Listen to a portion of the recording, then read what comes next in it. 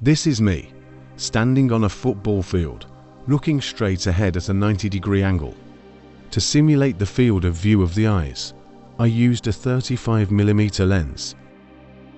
The horizontal lines between the field and the horizon are perfectly parallel. But if I change the settings to simulate a GoPro lens, you'll see a difference. Because of the fisheye lens, the lines are now distorted. If you point the camera down, it appears as if you can see the curve of the Earth. If you look up, it curves the other way. And this is the main issue people don't always understand when watching GoPro footage from planes or space. If I go up 100 meters, it's still the same. But you would automatically point the camera a bit down, which makes it look like there is a curve. At 12 kilometers, where planes fly, you can actually see a slight curve. But if the camera is tilted only a couple degrees upward, the curve now disappears due to the distortion.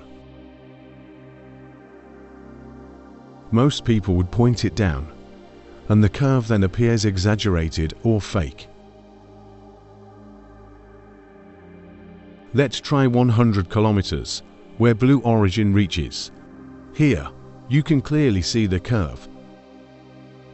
But again, tilting the camera 3 degrees distorts it and it disappears. And if you point it down, like most people would, the curve is exaggerated. At 400 kilometers, where the ISS orbits, the curve is still very real. But looking down doesn't give you the true picture. If I change the lens back to a normal 35mm, it's much more realistic.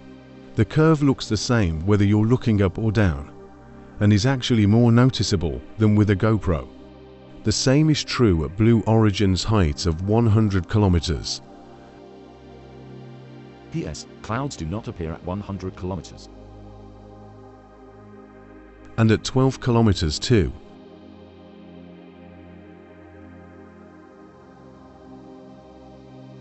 At 1,000 meters, you can't see it.